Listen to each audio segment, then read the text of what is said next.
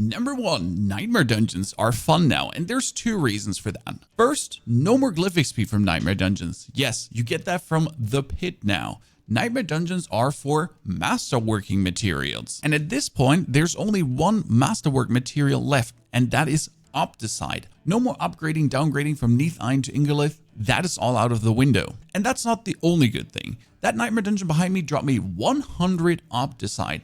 A lot for finishing, but every single elite, every single event, everything in the Nightmare Dungeon drops Obducite now. You're actually encouraged to discover, have fun, and kill every single mob because it just simply drops everywhere. Don't just rush through to the boss, which is kind of like boring, gets annoying. Now, actually mash your way through a Nightmare Dungeon to really get the maximum amount of masterwork materials. In order to get Obducite for Nightmare Dungeons, you have to be level 60, beat pit number 20, so that you can join into Torment 1. I did this with a fresh character. I just leveled from 1 to 60. I get all the equipment from the floor, not even at armor cap, barely any life. My resistances are okay-ish, and I only spent 25 Paragon points because I didn't want to spend the whole 200 that I have from other characters. What do you mean from other characters? Give me a second, we'll get to that. So this was the closest experience possible to how would it really feel when you actually level up. And it's super good, especially if you're now dropping an ancestral item. These are normal legendary items. This is an ancestral item. Ancestral items always have a greater affix, and they can be 12 times masterworked. So that's really cool. I just got 100 Obducite bonus, right? I can straight away give this 4 times the masterwork, and not only 4 times the masterwork, because they made this a little bit cheaper. We're currently looking at 10, 20, 30, and then 40. So that's it. Not like the double where I think it was 80 on the main server. It just goes way faster. I mean, one single Nightmare Dungeon, and I'm essentially have 1 item to the next level already. And then 1 Nightmare Dungeon, and boom, 1 item 4 times masterworked. And since I don't need to go anywhere else, I can just continue doing that. So that's 40. Now it's 60, 120. So now it gets subsequently higher, which it should be. Then it's 240. But it's only Obducite, and the higher I go in the world tiers now, this is Torment 1, but then it's Torment 2, 3, and 4, just will give me so much more masterwork mats. So what did I mean about these 200 Paragon points from other characters? Well, they're shared account-wide. Boom, yes. If I once have this, and my character reaches level 60, boom, I'll straight up get all the Paragon points. Now with the normal first 60 character, you would only get your 20 points you farmed from Renown, Paragon wise, and then straight up start leveling up faster. They did change the base board a little bit. It's resistance to all elements, damage, then still damage, and now also damage to elites in there. The other boards are all the same, plus obviously the cool new board you have gotten, and that one has a different design kind of. As you can see, it just goes in, goes out, and just all quality notes. I mean, that's attack speed, max life, show damage over time, vulnerable damage. It literally has everything you kind of need. And compared to the others, definitely a different design-ish. Because that's, for example, my cult leader. Like, that's quite different to how they do look. Now, another thing is your aspects, and they're bigger than ever. For example, the aspect of reanimation always went up to 40% max. Well, now that is 45%. The same goes for aspect of the damned. It was maxed at 50% shadow damage, getting another 5% on top. And this goes for almost every aspect. They gave them another 5 ranks or 2 more to just make them stronger than ever to fit into this new reality of Torment 4. And don't feel disencouraged by the difficulties. They're actually quite fun. First, you start the game on Expert. That would be 125% more experience and more gold. Now, you don't want to start on hard. Honestly, this does feel like playing World Tier 1. Expert feels like playing World Tier 2. Then, as soon as you're level 50, you can go over to Penitent for 175% more experience. And the interesting part about this experience is it counts on everything. So if you're doing a stronghold gave me 2 levels. Boom. Because that experience goes higher with the respective world tier. And the same goes for Whispers. Whispers have been netting so much XP, almost like a full level every single time I handed them in, as they should. Finally, I had an incentive to actually do the strongholds. I have every single stronghold almost done but 2 at this point. really fun. And Penitent from level 50 on kind of feels like World Tier 2 plus, right? Everything hits you harder, but you still hit hard enough to get everything killed.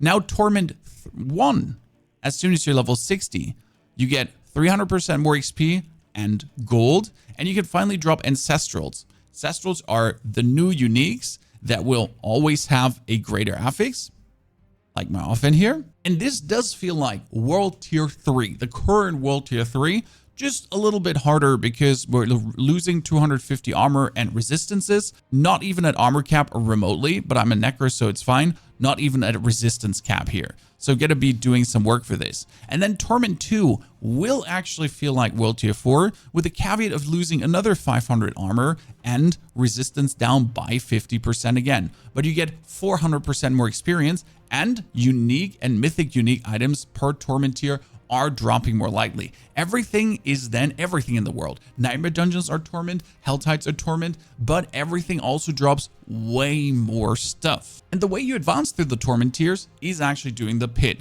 which is a nice gear check if you can actually do it, because you do the pit 20, Torment 1, then 23, 26, 29, 32, and on 35, you would actually go into Torment 2. But you're kind of like slowly fighting your way up in ever increasing difficulty of Torment 1, getting harder, that you're then ready to actually jump into Torment 2, that your equipment is up to the check, that you get more Paragon points to do this. But the cool thing is you don't actually have to do it. I could stay in Torment 1 forever. I could just teleport here to now try to kill Varshan. I mean, let's actually do this live. Can we kill him on our current equipment level on everything? And he would already drop uniques and everything. The difference though is if I do a Torment 2 or Torment 3 Varshan, it costs the same amount of materials. So the material cost never changes. But the higher Torment tier boss you do, the more items they drop. Normal Varsh, 1 unique. Torment 3 Varsh, 5 uniques. Torment 4 Varsh, 10 uniques. Kind of cool. Still need like only 4 to summon him, and that is 4, 4, 4, and 4, no matter which world tier we're going for.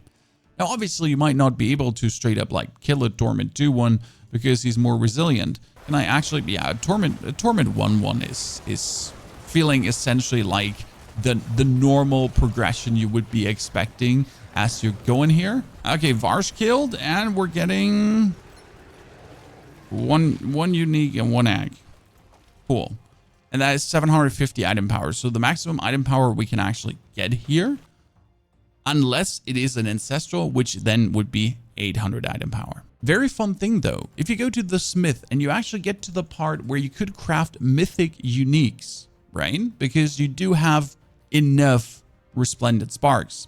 Well, these mythic uniques are always Ancestral, so always item power 800. But not only that, they always have a greater affix too.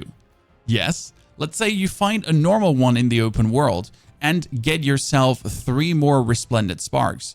Hey, you will want to destroy that normal one and then, for example, craft yourself a Tyrant's Might, and that one will always have a greater affix straight away.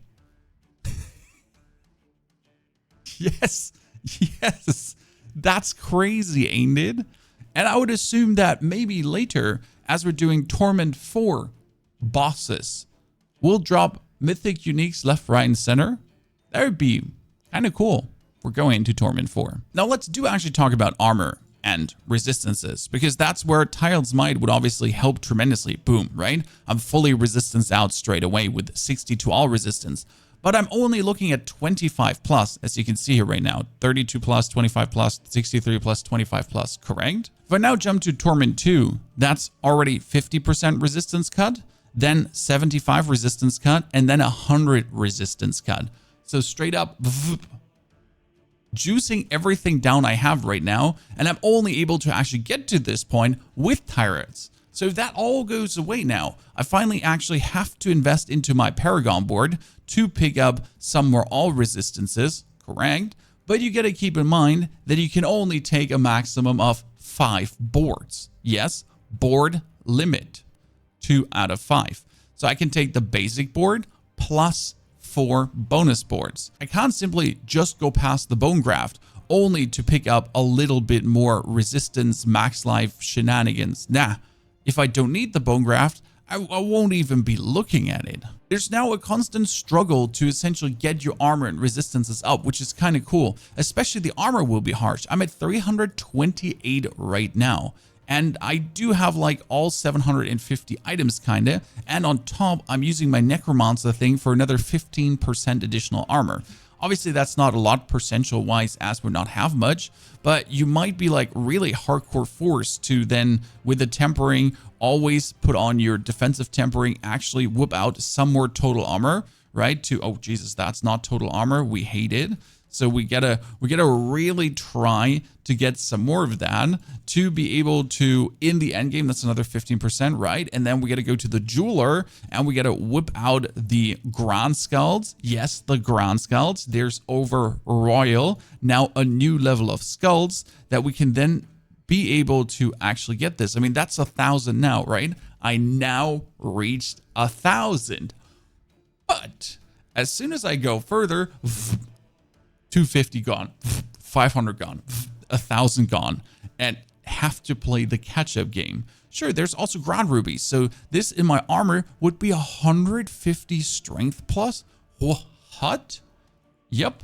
So you're actually not looking now to get a simple percentual max life anymore. Nah, you can finally look to get something meaningful. I mean, either on the weapon, the max damage, and don't forget that your helmet now on top does have 2 sockets. You can now just juice out stats, all stats, for example, with the Grand Diamond, or just simply go for willpower, put in intelligence, and intelligence in my case would also be more resistance. So if I'm now looking to actually increase my resistances even further, wibbity wobbity. And suddenly we're sitting at 32, right? And we're doing way more damage because, well, it kind of adds like to the all damage as we're just juicing in a lot of intelligence there. But I could also go for the all stats to hit more Paragon nodes, and the resistance to all elements is kind of good. But the barrier generation might be something useful as well later on because more barrier is very good for the Necro. Now you might be asking, where are the Infernal Hordes? They're not activated right now, so we only have Nightmare Sigils,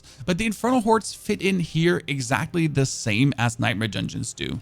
So I will be able to find the compasses later from Torment 1 on, as it seems, because they were not there for leveling, and that feels bad. And if I then do Infernal Hordes, it's a Torment 1, 2, 3, or 4 Infernal Horde. And that's also how much loot we're getting. If I do a Torment 1 Infernal Horde, it's going to be a 6, 8, or 10 wave Infernal Horde. I've seen some of these compasses. They actually show that off.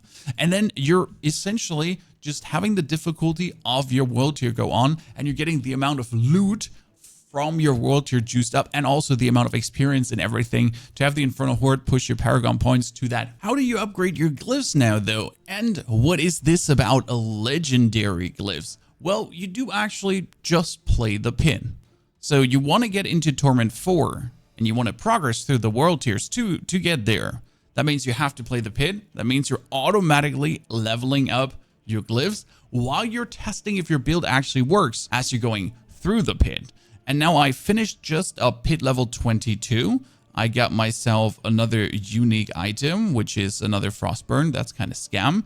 And then we're going for the Awakened Glyph Stone. You see the success chance here. And that is your glyph level 10 levels above the pit level. So my pit level is 22, my glyph is 4, so that's a 100% chance, right?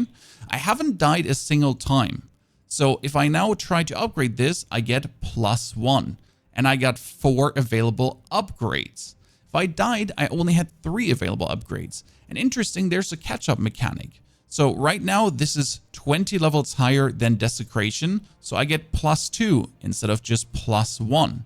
Dominate, Imbiber, Scorch. So I went Scorch up, I'll upgrade it. That's +2 now. So straight up level 3. But now it's 3, and this is pit level 22. So it would only be getting a +1. Might be worth it to actually use all my upgrades now to get all my glyphs to 3, then do a pit level 25. And if I do a pit level 25 now, I can upgrade this +2, +2, +2 again. So you can keep upgrading things +2 as you actually gradually go through the pit. And if you find a new glyph on 1, and I'm actually doing pit 30s, 40s already, and I have 4 tries, it's always +2, +2, +2, +2, +2.